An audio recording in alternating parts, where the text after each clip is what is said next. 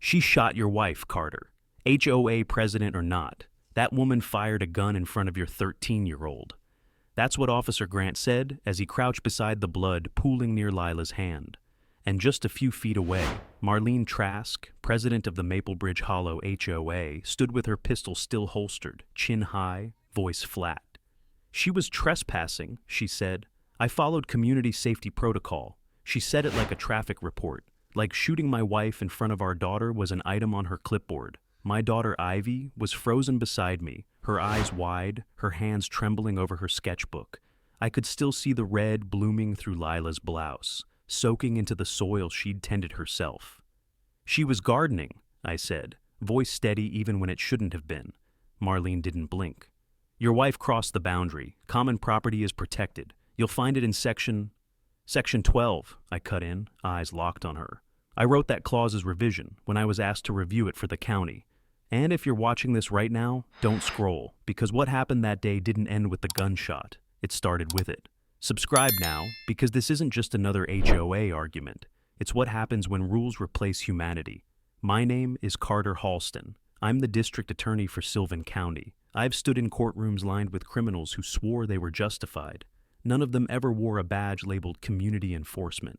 We moved to Maplebridge Hollow for the quiet. Lila believed in neighborhoods that bloomed. She planted native flowers to attract butterflies for Ivy's school project. The HOA called them non-conforming vegetation. First came the citations, then the warnings. Fines for mailbox color, sidewalk chalk, a garden hose visible from the curb. We paid, appealed, complied, each time hoping it would stop. But it didn't stop. It grew teeth. Marlene Trask wasn't elected for order. She was crowned for control. A former insurance manager turned self-appointed guardian of property values, she believed peace came through power. She started patrolling with a gun she called her deterrent. The board didn't object. They feared her more than the bylaws. Lila never feared anyone. She'd just laugh and say, "We pay dues, not allegiance." That laugh got quieter each month. Then came the day at the pavilion, the same place she'd restored for the community with her own hands. She was trimming Ivy when Marlene appeared, clipboard in one hand, pistol at her hip, accusing her of encroaching on restricted ground. Ivy was nearby, drawing bees for her art class. Lila tried to explain, tried to show the approval notice. And Marlene fired. People heard. No one moved, no one spoke, not one neighbor intervened. Because when power comes with paperwork, even a bullet feels like a policy. Now the HOA's official statement says, incident under review. They refused to release the footage from the community cameras, claiming a data sync issue. They even blocked my access to the pavilion's perimeter feed, despite the county warrant. But I already know why, because Ivy's phone caught it all. She recorded the entire confrontation. She hasn't said a word since. That's why this matters. Because my daughter watched her mother collapse under a woman who thought bylaws meant authority, and authority meant violence. And because that same woman still chairs the next HOA meeting, smiling for local news cameras under the slogan, "Keeping Maplebridge Safe." I don't care about the citations. I don't care about the fines. I care that my daughter can't sleep without hearing that gunshot. I care that every family here is too afraid to say Marlene's name above a whisper. And I care that a structure meant to protect us turned into a weapon the moment it faced accountability. This isn't about revenge. It's about exposure. Because you can't prosecute fear. You dismantle it in the open. So, if Marlene Trask thinks a rulebook will shield her, she's never met a man who wrote one. And if she thought she shot just another homeowner, she should have checked the docket first. Because the man kneeling in that blood wasn't just a husband. He was the district attorney, and he just became her case. The HOA office still smelled like new carpet and old printer ink. The kind of place where silence wasn't peaceful. It was procedural. I sat across from Lisa Wilburn, the board secretary, who was tapping on a tablet with more focus than urgency. She didn't look up when she said, "The board has released its preliminary findings.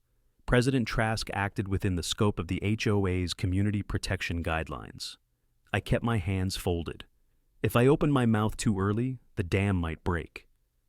"She discharged a weapon," I said, calm as I could manage, "on community property, into another human being." Lisa's eyes flicked up for just a second. The bylaws allow for enforcement discretion during safety escalations. And what was the escalation, I asked? That my wife was planting milkweed along a concrete border she herself restored? Lisa said nothing. This was the new posture, silence with legal padding. After the shooting, the board didn't panic. They protected, closed ranks. Within hours of Lila being rushed into surgery, they had a press release drafted and circulated to the community Facebook group. The wording was careful. An incident involving enforcement oversight. The board continues to support its leadership team while facts are reviewed. Marlene hadn't been suspended. She hadn't even been questioned by the HOA. Ivy's footage hadn't surfaced yet. And they were already shaping the story. 3 weeks before the shooting, I sat through a board meeting about whether solar lights were aesthetically intrusive. Marlene said the wrong lighting could lower property value by up to 2.8%. That number stuck with me, not because it was absurd, but because she said it like it was war, and now she was applying that same logic to bloodstains. When I stepped out of the HOA office, the sidewalk was empty, but I could feel the curtains twitch. Word had spread fast. Some of the residents had texted condolences after the shooting. A few left flowers at the pavilion gate, but none of them stood up at the emergency town hall. No one demanded Marlene's removal. No one asked about Ivy. Fear had calcified into apathy. Lila used to say that if you plant something long enough, it takes root. Even the weeds. The culture here wasn't just fear of Marlene. It was something worse. A belief that compliance would spare you. The next morning, a new citation appeared on our door. Unattended debris in common area, referring to the garden tools still sitting where Lila had dropped them. Ivy saw it before I did. She didn't speak. She just peeled it off the glass, folded it neatly, and put it in the trash. That broke me more than I expected. I'd prosecuted men for less, neighbors who threatened neighbors, businesses that endangered customers. But here, in my own neighborhood, I had to tread like I was on ice. Any public move could be twisted into intimidation. My title didn't give me more power here. It put me under a spotlight. And Marlene knew it. The HOA's internal minutes from the night after the shooting showed nothing of substance. The entry just read, "Board convened to confirm scope of response. President Trask affirmed compliance." That was it. No mention of Lila. No mention of Ivy. I needed leverage, not emotion, not rage, evidence. And Marlene, for all her control, had one weakness. She documented everything. She was obsessive about it. Notes, records, timestamps. I knew that somewhere, buried in the admin logs or meeting recordings, was something she said that went too far. But getting to it through official channels would take months, and if I pushed too hard, they'd lock down even tighter. So I waited. I watched, and I started to count the number of people who looked away when I walked past. This wasn't just about Marlene anymore. It was about everyone who made her possible. The board, the neighbors who voted for her, the quiet ones who stayed silent while my daughter watched her mother bleed, the ones who left flowers at the gate and then stepped around Ivy in the grocery store. But the difference between justice and vengeance is patience. And I had time. The first time I saw Nolenberg after the shooting, he couldn't meet my eyes. He was standing outside the HOA clubhouse, pretending to fix the solar uplight under the flagpole. His toolbox was open, but nothing had been touched. "You're wasting your time," he muttered as I walked past. "They've already made up their version." I stopped. Not because of the words, but the voice. Flat, dry, familiar in that worn-out way that only comes from someone who's been standing too close to fire for too long. Nolan wasn't just a name on the HOA roster. He was the treasurer, the one who handled vendor contracts, the one who took the meeting notes. He'd lived in Maplebridge Hollow for 15 years, longer than most, and he used to be a fire marshal. "What did they say, Nolan?" I asked, careful with my tone. He glanced around, then finally looked up. His eyes were tired, red, but not from crying, more like he hadn't slept. "That you raised your voice, that Lila resisted, that Ivy wasn't where she said she was. They're rewriting it all, Carter, word by word." I waited. Then he added, "And that you're using your position to intimidate the board. Marlene said you're a professional threat, said you'd try to bury her if they didn't circle the wagons." There it was, the first real crack in the wall. Not from guilt, from fear. I leaned against the railing and studied him. "Do you believe her?" He didn't answer, but he didn't walk away either. "They're protecting a woman who fired into a mother's stomach while her daughter watched," I said. "What happens when she does it again?" He shook his head. "She won't." "You sure?" I asked. His hands twitched, not big, just the smallest flinch, like someone suppressing a reflex too fast. And that's when I knew. He wasn't sure at all. Before I could press further, Lisa Wilburn opened the front door behind him. She looked at us, paused, then said, "Board's starting in 5. Nolan, you're needed."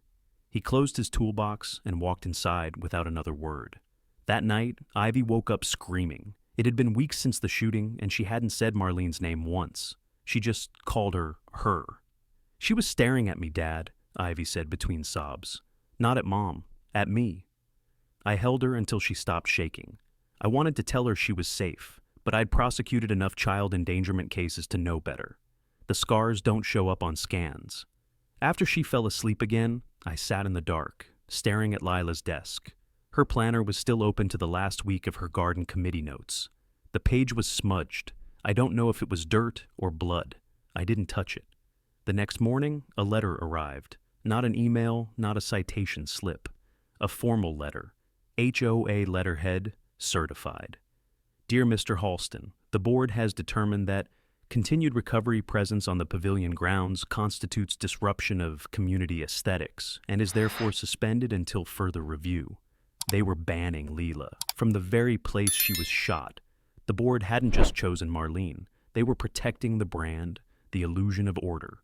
And the fewer reminders of what happened that day, the easier it would be to convince the neighborhood that everything was under control, even if it meant erasing my wife from her own contribution. Later that week, I passed Nolan again, this time near the retention pond, walking his dog. He didn't stop me, just mumbled, "Check your email tonight." That was all. Sure enough, at 9:17 p.m., an anonymous address sent me a file titled HOA Audio Board 4.mp3. No subject line, no message body, just the file. I played it. Marlene's voice came through first, clear, cold, smug.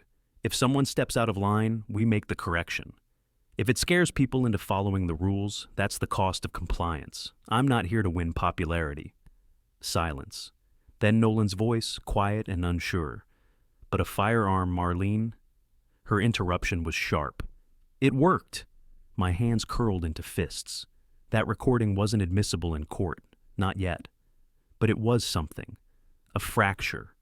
And I knew exactly who gave it to me. 3 days later, the HOA announced a reinstated safety protocol. The email landed in every resident's inbox at 6:01 a.m. sharp. Same generic header, same tone-washed formatting. Due to recent disruptions, the board is reaffirming support for Community Protection Protocol 6A, authorizing board-approved personnel to enforce order in shared spaces. Translation: Marlene was back on patrol, with her gun, and the pavilion was still locked. I walked there anyway. The yellow chain across the entrance hadn't been cut. It had been polished. A new sign hung from the post. "Under maintenance, access restricted." Below that, a smaller printout was zip-tied. "Per HOA Resolution 204D, disruptive elements will be removed without notice." Disruptive elements. That's what they called her garden tools, still lying beyond the gate like rusted evidence. Lila's gloves were gone. So was her planner. I stood there for a long time, gripping the iron fence like I could will the chain to dissolve. A few neighbors passed by on their morning walks. Most didn't look my way. One gave a slight nod, but no one stopped. Inside the gate, the flowers had started to wilt. Ivy would notice. She always noticed when petals began to curl. That night, I received another citation. Violation code, 5.17. Improper removal of official HOA communication. I had torn down the printed sign on the pavilion fence. They called it vandalism. The letter was signed, stamped, and delivered by hand, left on our doorstep like a threat disguised as stationery. They wanted me to break, to lash out, to give them something they could twist into aggression. And maybe I would have, if Ivy hadn't walked in right as I was crumpling the paper. She didn't say a word, just stood in the doorway in her oversized sweatshirt, sleeves pulled over her hands. "Can I go see the pavilion?" she asked. "No," I said too fast. "It's closed." She nodded. Not disappointed, just hollow. Like she'd already known the answer and asked anyway because silence was worse. Later, after she went to bed, I opened the HOA's website. Most of it was locked behind board access, but some documents were public: quarterly reports, vendor contracts, and a digital calendar. I scanned every entry, every meeting, every footnote, and then I saw it. 3 days before the shooting, the board had held an unscheduled vote to expand on-site enforcement roles for Marlene under an emergency clause. It was buried in the calendar metadata, not in the minutes, not announced to the residents. They had approved her escalation after months of citations, veiled threats, and sidelong glances. But before a single shot was fired, they didn't just allow it, they premeditated it. The clause used language like deterrent presence, visual authority, and physical assertion of HOA mandates. It was all legal cotton candy, sweet on the outside, hollow inside. I printed it, highlighted the timestamp, then went to the clause itself. 6A buried in the bylaw archives, and right there in black and white, they had authorized the use of visible self-defense tools in the execution of HOA enforcement. They knew. They'd given her permission. I called an old colleague, Ryan Tesaro, a county legal analyst who used to specialize in municipal policy abuse. We hadn't spoken in over a year. I didn't give him names, just asked, if a private HOA pre-authorizes armed enforcement without formal security certification, could that expose the board to civil liability? He was quiet for a moment, then, "Depends who gets hurt and who talks." "They shot a woman," I said. "With their blessing." Another pause. Then, "Send me what you have." It wasn't enough to file charges, not yet, but it was a step toward a different kind of justice, one measured not in verdicts, but in visibility. They wanted to bury this. Paint Lila as aggressive, me as vindictive, Ivy as mistaken. They wanted the HOA to stay pristine, untouchable, but now I had a paper trail, and soon so would the rest of the county. It was Ivy who gave me the key piece. Not with words, she still wasn't speaking much, but with the video, the one she recorded that day.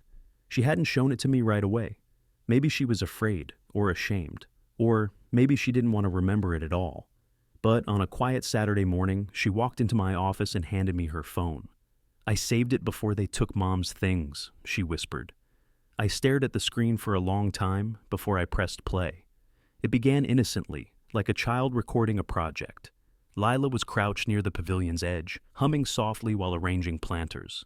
Ivy's camera focused on the bees darting from flower to flower. Her voice in the background, "These are native species. The HOA approved them in April."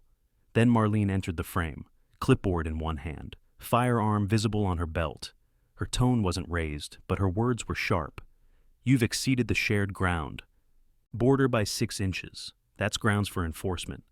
Lila stood, confused but calm. "We received conditional approval. Lisa signed the variance." Marlene didn't check, didn't ask. She simply pulled the gun and fired. The scream that followed, it wasn't just Ivy's. It was mine too. Buried deep in the back of my throat, clenched under years of courtroom discipline, locked behind every polished sentence I'd ever delivered to a jury. The shot wasn't reflexive. It wasn't defensive. Marlene had raised her arm, adjusted her aim, and pulled the trigger without a single sign of hesitation. And the worst part? Ivy hadn't flinched when it happened. Not right away. She just stopped breathing, like the world had been put on mute. The footage blurred for a second, but the audio kept rolling. "She was non-compliant," Marlene muttered, as if justifying it to herself. I stopped the video there. My hands were shaking, not with rage, with precision. Because this was it. Not just the emotional trigger, I already had that, but the hard evidence, the raw, unfiltered truth. The HOA could redact security footage. They could suppress meeting minutes, but they couldn't undo Ivy's camera lens. I called Desaro again. "I have a video." He didn't ask how I got it, just said, "Metadata intact?" "Yes." "Hold it tight, back it up, encrypt it twice." I did all 3. Then I reached out to someone I hadn't spoken to since my first year at the DA's office, Nadia Price. an investigative journalist who now freelanced for civic oversight groups. She specialized in exposing corruption within homeowner associations and corporate-run communities. I sent her the audio from Nolan, the emergency clause documentation, and finally, a screenshot from Ivy's footage, just enough to hook interest, not enough to compromise the source. Nadia responded in under an hour. "You're sitting on a grenade. Let's talk." We met the next morning at a diner 20 minutes outside Maplebridge. I chose a window seat. She came in with no laptop, just a notebook and a recorder. Her first question was blunt. "You sure you want to go public?" I nodded. "I'm not pressing charges, I'm exposing them. That's the difference." She didn't blink, just clicked on the recorder and said, "Start from the beginning." I walked her through it all, without embellishment, without speculation. Just the facts, the citations, the gun, the silence afterward, the letter banning Lila from her own garden. And when I played her the video, she didn't look away. "Do I have your permission to use this footage?" she asked. "No, you'll get it from Ivy, if she agrees." Nadia leaned back surprised. "You're letting a 13-year-old decide?" She's the one who didn't look away. She's earned the choice. That night, I sat with Ivy on the edge of her bed, the blanket pulled over both of us like a fort. I told her the truth, not the courtroom version, not the parental shield, just the truth. That what she caught on camera could help make sure Marlene never hurt anyone again. She was quiet for a long time. Then she asked, "Will people believe me?" I looked her in the eyes. "Not all of them, but enough will." She nodded once. And just like that, the fuse was lit. The pavilion gate was open again, but not for Lila, not for Ivy, not for the community garden she built with her hands. It was open for the HOA's next staged event, a reaffirming safety gathering, complete with printed banners, a lemonade station, and folding chairs arranged in the perfect symmetry. Marlene stood at the center, arms folded, wearing a navy blue sash with "Community Integrity" stitched across the front. She was still carrying her sidearm. Neighbors wandered in, quiet and polite. Some offered tight-lipped smiles. A few waved. Most avoided me altogether as I stood across the street, arms crossed, watching them file into the same space where my wife bled out just weeks earlier. This wasn't a recovery. It was a whitewash. A man I didn't recognize approached me from behind and cleared his throat. "You the one they say is trying to sue the board?" I turned. Middle-aged, clean-shave, HOA-issued badge on his polo. Probably one of Marlene's recruits. "No lawsuit," I said. "Just trying to get the truth out." He smirked. "People don't like disruption around here. Just a word of advice." He walked off before I could respond. Disruption. That's what they called grief now. Back home, Ivy was at the dining table, headphones on, scrubbing the captions for the final cut of her video. Nadia had sent her the latest edit, 30 seconds long, trimmed to the bare essentials. No gore, just Marlene's voice, the slow draw of the weapon, and the moment she said, "This is enforcement." Ivy was the one who insisted it stay in her voice. No overlays, no edits, no commentary. She said it like it meant something, she'd told me, like she believed it. Nadia had been working behind the scenes for a week, fact-checking every document, verifying timestamps, and running background on the HOA's incorporation process. She found a few inconsistencies, dates that didn't match, a missing vote log from 2018, and a subcontractor payment made to a company Marlene's cousin owned. It wasn't illegal, but it was dirty, and it gave the story teeth. The plan was to go live in 48 hours. Meanwhile, the HOA tripled down. New flyers appeared on porch rails overnight, warning about media infiltration and unauthorized recordings. They added cameras to the pavilion corners and posted board-only access hours. But they were too late. That evening, Nolan came to the house. He didn't knock at the front.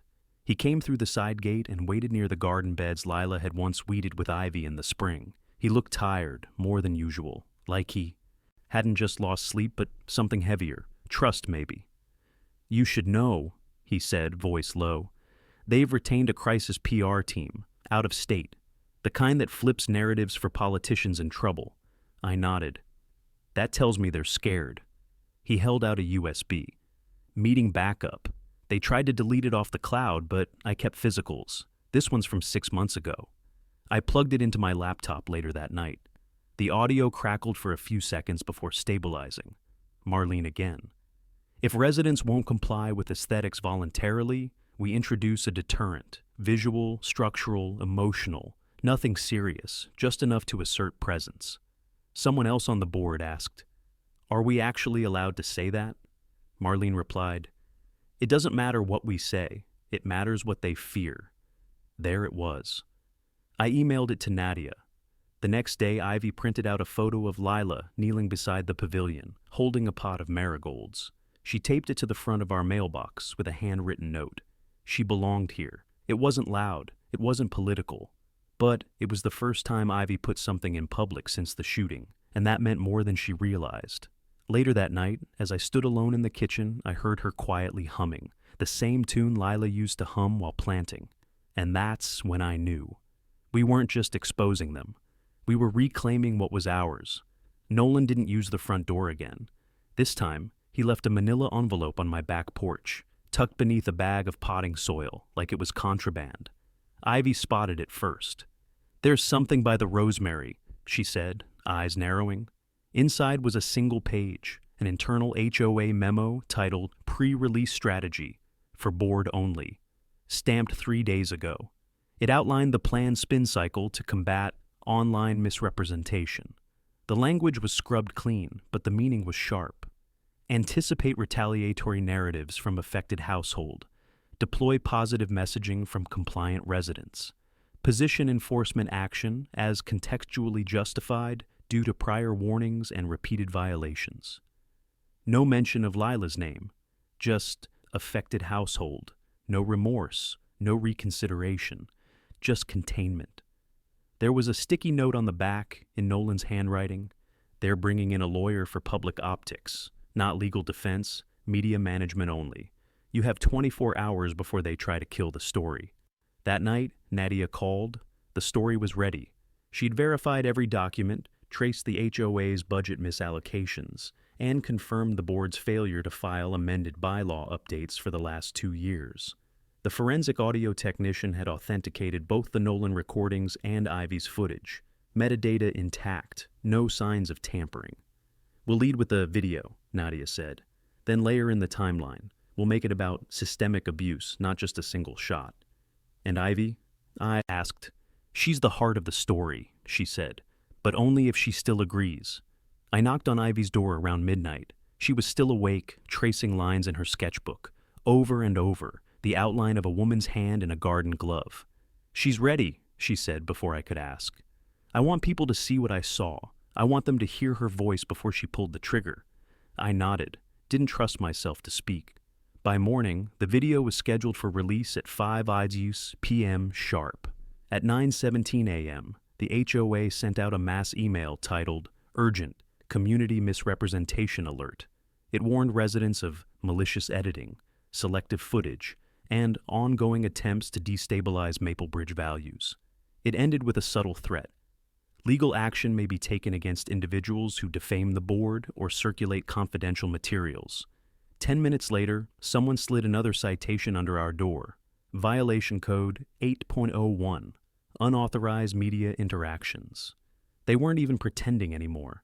I walked to the pavilion. Marlene was there, standing at the edge of the flower beds with her arms crossed, talking to a local reporter from the HOA's newsletter, an in-house PR piece dressed like journalism. She smiled when she saw me, not with warmth, with readiness. "Enjoying the show?" she called out. "Just admiring your confidence," I said. "You won't win, Carter," she said. "People like structure. They like order. No one wants to believe their HOA president is a threat. You shot an unarmed woman." Her smile didn't falter. "The footage is inconclusive. That girl of yours was trembling? Who's to say the angle wasn't distorted?" "You didn't even look at her," I said. "She was 13, and you never even looked at her." Marlene turned away, brushing imaginary lint from her blouse. "The board stands with me.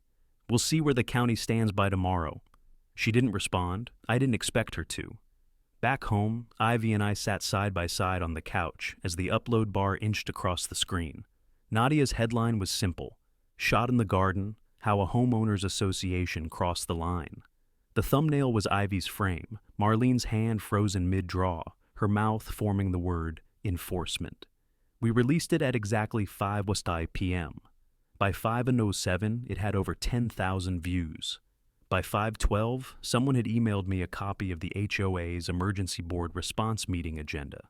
And by 5:30, 2 news vans were circling the outer entrance of Maple Bridge Hollow, looking for a place to park. It had begun. The walls they built to hide behind were starting to crack. And Nolan? He was finally standing on the right side of the line. The first knock came at 6:02 a.m. I was already up. Ivy hadn't slept. I heard her pacing her room all night. By dawn, she was back at the dining table, staring blankly at the view count, the comments, the reposts. People weren't just watching. They were reacting, angry, stunned, sharing stories of their own HOAs, of unchecked power, of silence turned into law. The knock came again, firmer this time. When I opened the door, it wasn't a neighbor. It was a man in a fitted blazer holding a slim briefcase and a soft smile. "Mr. Halston," he said, "my name is Gareth Vane. I represent PR Counsel Group, retained by the Maple Bridge Hollow HOA. I was hoping we could discuss a mutually respectful way to move forward." "Forward from what?" I asked, not moving aside. He adjusted his lapel. "From what we perceive as an unfortunate misrepresentation of an isolated incident, one that's damaging the integrity of this community." There it was. I didn't reply, just stepped onto the porch and closed the door behind me. Vane continued. "The board is prepared to offer a full mediation session, complete with amended HOA policies, a public acknowledgement of grief, and a privately issued apology. In return, we'd ask that your daughter's footage be retracted for the sake of community unity." I almost laughed. "Community unity?" He didn't blink. "We believe in reconciliation." I stepped a little closer. "Tell Marlene that reconciliation doesn't come with preconditions, and if she's truly sorry, she can deliver her apology somewhere other than the HOA's newsletter, like a courtroom." Vane gave the same rehearsed nod I'd seen from 100 defendants trying to fake remorse. "We'd prefer to avoid legal escalation." "Then tell her to resign." He opened his mouth like he might object, but thought better of it. I didn't wait for a reply, just turned and shut the door. Inside, Ivy was watching the live view tracker tick past 70,000. Her eyes were heavy, but steady. "Ignore the trolls," I said. "That flood always comes first." "I'm not scared of them," she said. I believed her. By noon, Nadia called. 3 news stations had picked up the story. One of them requested a formal interview with Ivy. Another wanted comment from the district attorney's office, my office. I forwarded them to the press liaison. At 1:14 p.m., Nolan sent a single text. "They're splitting. Leases breaking off. Board's calling an emergency vote. Marlene doesn't know yet." The next hour was a blur. I combed through archived footage Nadia had pulled from HOA video logs. Grainy at times, but enough to show Marlene confronting residents, issuing verbal correction notices, with her hand near her weapon more than once. It wasn't the gun alone, it was the pattern, the escalation. I clipped 3 instances, stitched them into a short visual timeline, and uploaded it to the county inspector's complaint portal with a formal filing. Pattern of behavioral threats by HOA leadership. Involving lethal weapon visibility. The kind of phrasing that makes liability insurers twitch. At 3:38 p.m., I got the call from Ryan Tesaro. "The HOA's carrier just froze their liability coverage," he said. "Pending internal audit. That means they're operating uninsured." I let that sink in.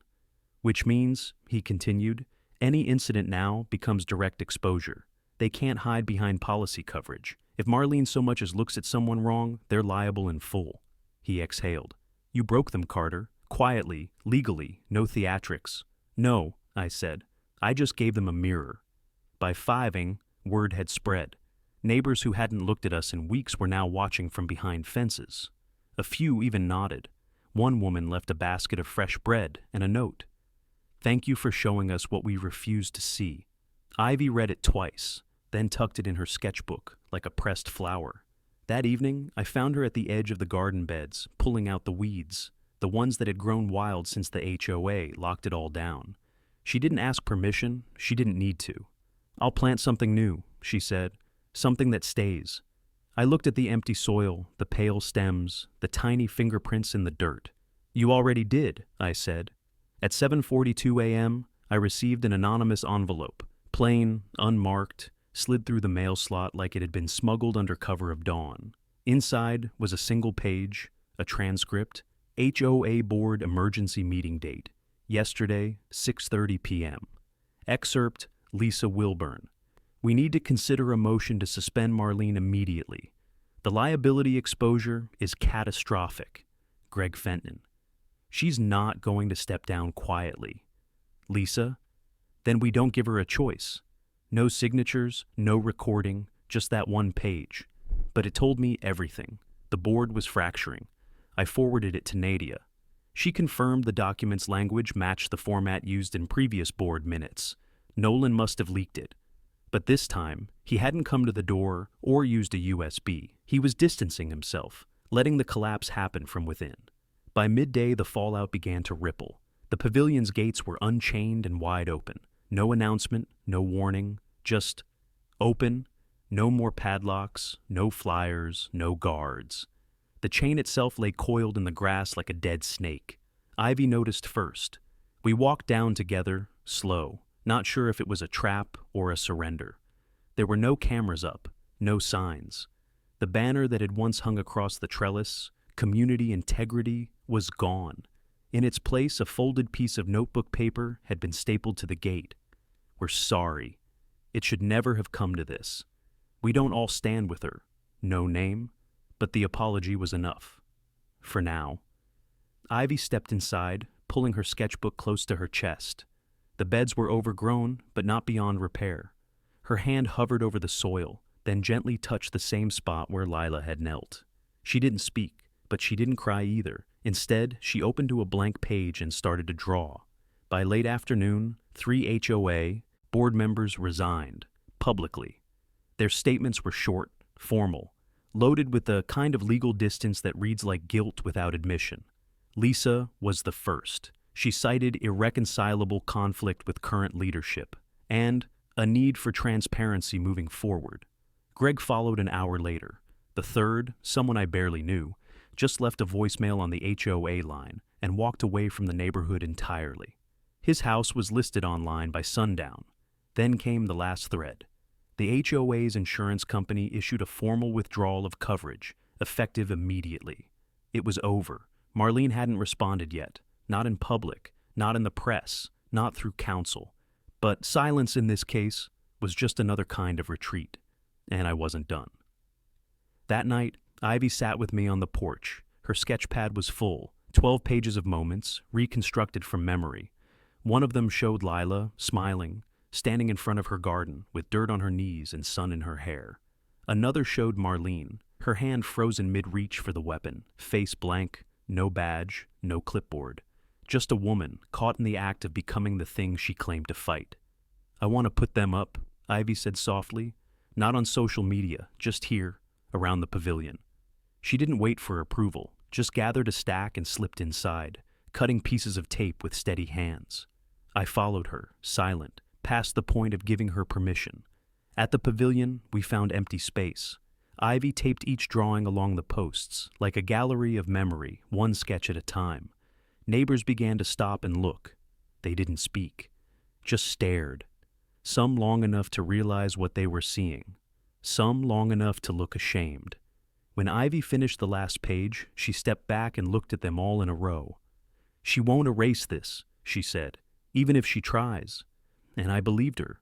As the sun dropped behind the treetops, the pavilion stood silent, but not empty. It was ours again. Not because they gave it back, but because we took it without asking, and sometimes that's the only way to win.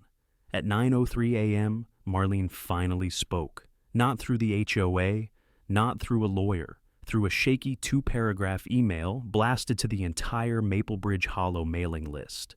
The subject line, "Statement from President Trask." It was a masterpiece of blame dilution.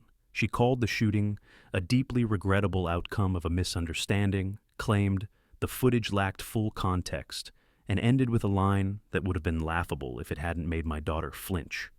I remain committed to the values of Maplebridge and to maintaining community safety for all residents, despite attempts to smear the board and its mission. No resignation, no apology, just a refusal to back down. A last gasp of control, even as the scaffolding around her collapsed. The replies came fast. A few supported her. People who had always worshipped at the altar of order, who saw any challenge to authority as a threat to their fences, their front lawns, their fragile idea of peace. But most didn't. By noon, over 80 residents had signed a public petition demanding her removal. By 2, a motion to dissolve the current board was scheduled for a full community vote. And by 4, someone had painted 3 words in white across the pavilion walkway. We remember her. That evening, Ivy and I returned to the garden. She brought a small metal tin filled with marigold seeds, Lila's favorite. The packet was hand-labeled, her handwriting a little crooked, but proud. "We should plant them here," she said, in the spot where she fell, so no one forgets. We dug in silence, hands raw, dirt under our nails. No ceremony, just rhythm, just intention. I glanced up once and saw Nolan standing across the road, watching. He didn't wave, just nodded. The vote was set for the following week, but even before the ballots were counted, the outcome felt inevitable. That night, I pulled out the small box of Lila's things the hospital had returned, her watch, a single earring, the garden gloves, stained and torn. I left the gloves on the dining table. Ivy placed them on the pavilion fence the next morning without saying a word. The gloves stayed there all day. No one took them down. 2 days later, Nadia texted. The county had picked up her story and was launching a review into HOA enforcement practices across the region. Ivy's video had become part of a broader investigation. Her drawing series, once taped quietly to the pavilion posts, had been shared across school bulletin boards, art collectives, even a local gallery. They asked for permission to reprint them. Ivy said yes, under one condition, that Lila's name be printed beneath every piece. The HOA held their vote on a Tuesday. The community center was packed, residents who never showed up before, people who usually voted by mail, neighbors who had stopped speaking to us but now sat just a few chairs away. The ballot was simple. Should Marlene Trask be removed from her position as HOA president effective immediately? There was no speech, no debate, just a quiet wait. When the results came in, the air didn't erupt. It exhaled. 87% in favor. Marlene left the meeting without a word, no eye contact, no last stand. Just a hollow woman walking out of the room she once ruled like a kingdom. She moved out of Maplebridge Hollow 2 weeks later. The pavilion was rededicated that same weekend, quietly, without ceremony, just neighbors returning to the space as if it had never been taken from them.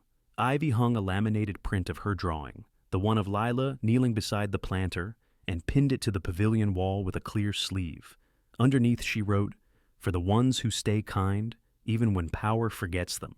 That was the first time I cried in front of anyone since the shooting. Not because we won, but because Ivy had started to smile again. The final board meeting was moved to the elementary school gymnasium. The clubhouse had become too small and too symbolic. People didn't want to walk through that glass door anymore. Not after what had happened, not after what they'd allowed. Rows of folding chairs filled the space beneath fluorescent lights. Basketball lines stretched beneath polished shoes. A banner for the upcoming fall festival hung askew near the backboard. For once, it didn't feel like an HOA tribunal. It felt like a reckoning. I arrived just before it started, not as the district attorney, not even as a speaker, just as a resident, a father, a husband. The man who had once stood in blood while the board debated property lines. Ivy was next to me, her fingers wrapped around the spine of her sketchbook. She'd brought it, just in case. Lisa Wilburn stood at the podium. Not Marlene, not anymore. Lisa looked different now, tired, unsure, her voice just a little too soft to fill the room.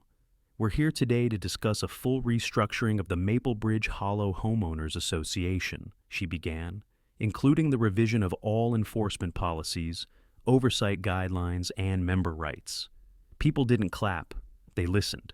She continued, outlining a proposal for dissolving the enforcement committee, banning any future use of weapons by board officials, and implementing a third-party ethics review panel for all citations moving forward. Then came the open floor. An older man spoke first, voice shaking as he recounted how Marlene once threatened his wife over a hanging flower basket. A mother described how her son had been cited for skateboarding on the sidewalk after school. A teenage girl said she'd been warned not to walk her dog after 8 p.m. without reflective apparel. None of them had spoken up before, but now the silence was broken. Finally, Lisa asked if any final statements would be made.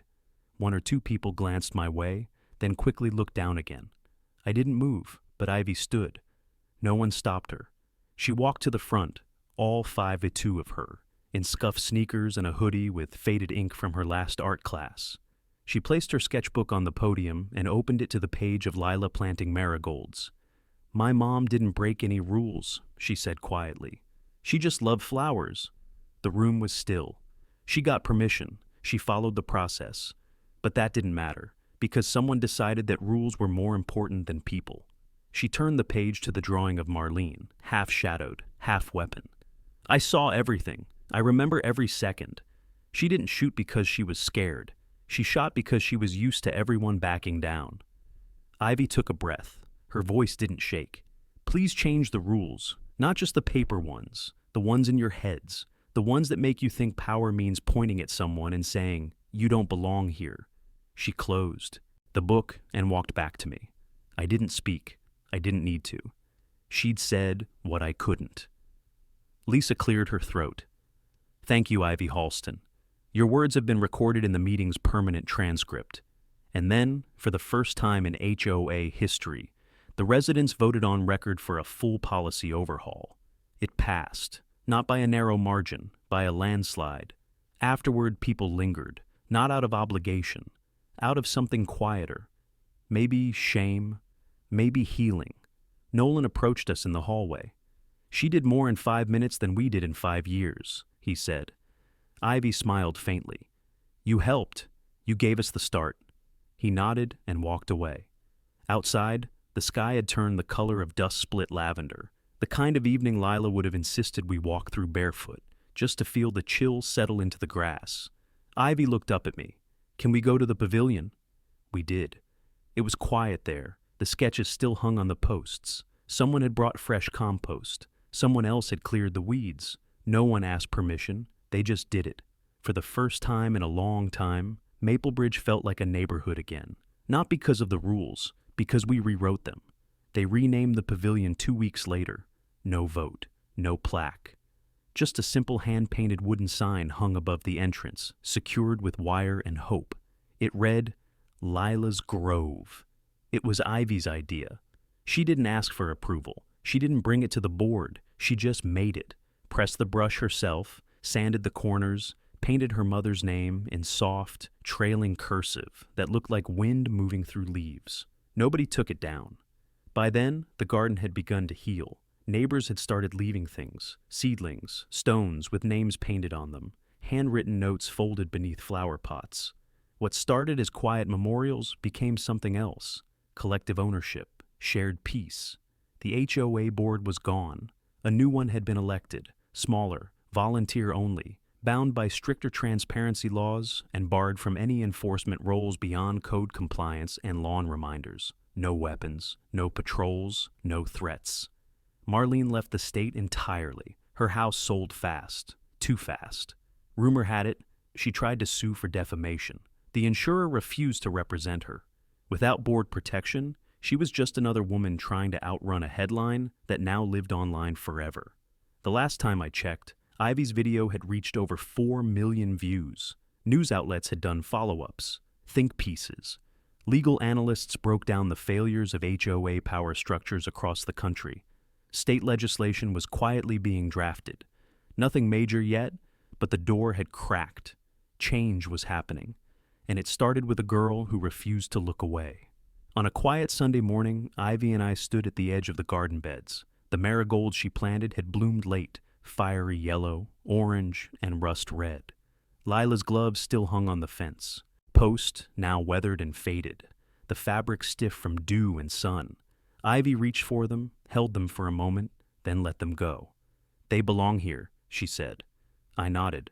A young couple walked past with a toddler holding a pinwheel. The little girl stopped, pointed at one of Ivy's sketches still taped to the pavilion post, and asked, "Who's that lady?" Ivy knelt beside her. "She was someone who made things grow," she said. The girl smiled. "Can I draw something too?" "Of course," Ivy said. "This garden's for everyone now." And it was, not because of policy, not because of bylaws or procedures, but because a community finally remembered what it was supposed to be. A place to live, not a place to fear. That night, I pulled out Lila's last notebook. There, scribbled in the margin of a garden supply list, was a quote she must have loved. I hadn't noticed it before. It read, "The smallest seed cracks stone if you let it grow long enough." I left the notebook open on her nightstand. Ivy saw it the next morning, traced the words with her finger, and said nothing. She didn't have to. We'd already cracked the stone. And if you've made it this far, you know this wasn't just a story about a shooting. It was about a system built on silence, about what happens when power forgets the people it was meant to serve, and what it takes to remind them. Subscribe and don't miss our next story. HOA Karen let my wife bleed out after a fall. She didn't know my brother runs the state forensics lab. Trust me, you'll feel it. And tell me in the comments, what injustice should we tackle next?